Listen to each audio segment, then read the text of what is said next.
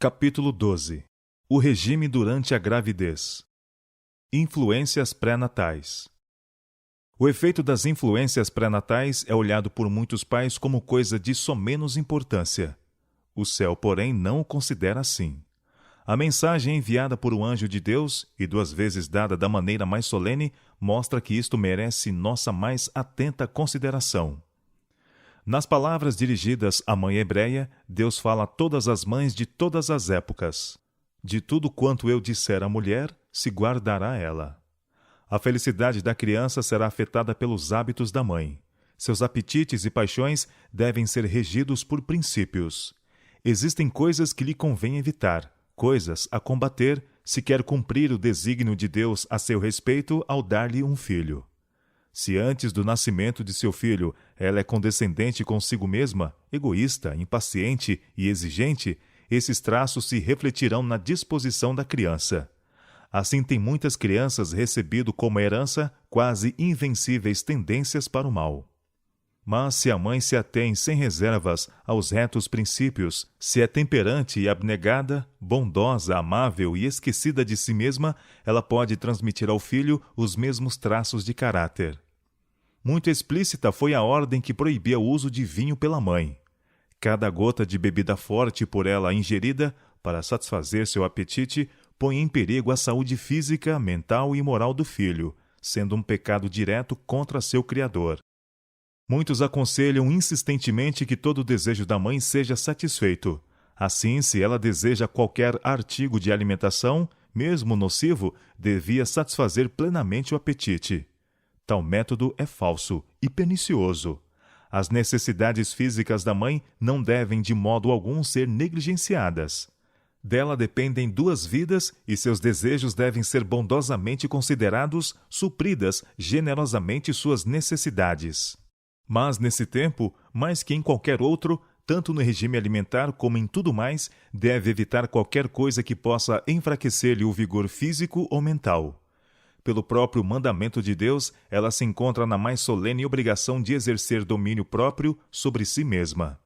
Quando o Senhor quis suscitar Sansão para libertador do seu povo, ele prescreveu à mãe hábitos corretos de vida antes do nascimento de seu filho. E a mesma proibição devia ser imposta, desde o princípio, ao menino, pois devia ser consagrado a Deus como nazireu desde o nascimento. O anjo do Senhor apareceu à esposa de Manoá, informando-a de que teria um filho, e em vista disso, deu-lhe as importantes orientações. Agora, pois, guarda-te de que bebas vinho ou bebida forte, ou coma coisa imunda. Tinha Deus uma obra importante para o prometido filho de Manoá realizar, e foi para garantir-lhes as habilitações necessárias para essa obra que os hábitos, tanto da mãe como do filho, deviam ser tão cuidadosamente regulados. Nem vinho, nem bebida forte beberá. Foi a instrução do anjo para a esposa de Manoá. Nem coisa imunda comerá. Tudo quanto lhe tem ordenado, guardará. Pelos hábitos da mãe, o filho será afetado, para o bem ou para o mal. Deve ela mesma ser controlada pelo princípio e praticar a temperança e renúncia, se quiser buscar o bem-estar do filho. Guarde-se a mulher. As palavras dirigidas à esposa de Manoá encerram uma verdade que as mães de hoje fariam bem em estudar. Falando àquela mãe, falou o Senhor a todas as mães ansiosas e tristes daquele tempo e a todas as mães das gerações sucessivas. Sim, toda mãe pode compreender seu dever. Pode ela saber que o caráter de seus filhos dependerá muito mais dos hábitos dela antes de nascerem e dos seus esforços pessoais após seu nascimento do que de vantagens ou desvantagens externas. Guarde-se a mulher, disse o anjo. Esteja ela preparada para resistir à tentação. Seus apetites e paixões devem ser controlados pelo princípio. De toda mãe se pode dizer: guarde-se a mulher. Algo contra que deve lutar, se quiser cumprir o propósito de Deus para ela, ao dar-lhe um filho. A mãe, que é hábil professora de seus filhos, deve, antes de seu nascimento, formar hábitos de abnegação e domínio próprio, pois transmite-lhe suas próprias qualidades, seus próprios traços de caráter, fortes ou fracos. O inimigo das almas compreende esta questão muito melhor do que o fazem muitos pais. Trará a ele tentações a mãe, sabendo que, se não resistir a ele, poderá por meio dela afetar seu filho. A única esperança da mãe está em Deus. A ele pode ela recorrer em busca de graça e força. Não buscará em vão. Habitá-la-á a transmitir à sua prole qualidades que os ajudarão a alcançar êxito nesta vida e a ganhar a vida eterna. O apetite não deve tomar as rédeas. É erro generalizado não fazer diferença na vida de uma mulher antes do nascimento de seus filhos. Neste importante período, o trabalho da mãe deve ser aliviado. Grandes mudanças se estão efetuando em seu organismo. Este requer maior quantidade de sangue e, portanto, mais alimento da qualidade mais nutriente para se transformar em sangue. A menos que tenha suprimento abundante de alimento nutriente, não poderá reter sua força física e sua prole é privada de vitalidade. Sua roupa também precisa de atenção. Deve ter cuidado em proteger o corpo da sensação de frio. Não deve desnecessariamente chamar a vitalidade para a superfície, a fim de suprir a falta de suficiente roupa. Se a mãe se priva de abundância de alimento saudável e nutritivo, sofrerá falta de sangue, na qualidade e na quantidade. Sua circulação será deficiente, e ao filho faltarão os mesmos elementos. Os filhos serão incapazes de assimilar alimento que se possa converter em bom sangue, para nutrir o organismo. O bem-estar da mãe e do filho depende muito da roupa boa e quente, assim como de bastante alimento nutritivo. O saque extra sobre a vitalidade da mãe deve ser considerado e atendido. Mas, por outro lado, a ideia de que a mulher, por causa de seu estado especial, possa deixar o apetite de rédeas soltas é um erro baseado no costume, mas não no são raciocínio. O apetite da mulher nesse estado pode ser instável, caprichoso e difícil de ser satisfeito. E o costume permite-lhe qualquer coisa que ela imagine, sem consultar a razão quanto a poder tal alimento suprir-lhe nutrição ao corpo e ao crescimento de seu filho. O alimento deve ser nutriente, mas não de qualidade excitante. Diz o costume que se ela deseja alimentos cárneos, picles, pratos condimentados ou pastéis de carne, que os coma. O apetite, tão somente, é que deve ser consultado. É este um grande erro e causa muito dano. Este dano não pode ser calculado. Se há ocasião em que seja necessária a simplicidade no regime alimentar e cuidado especial quanto à qualidade do alimento tomado, é isso durante esse período importante. As mulheres dirigidas por princípio e bem instruídas não se desviarão da simplicidade do regime alimentar, sobretudo nesse tempo.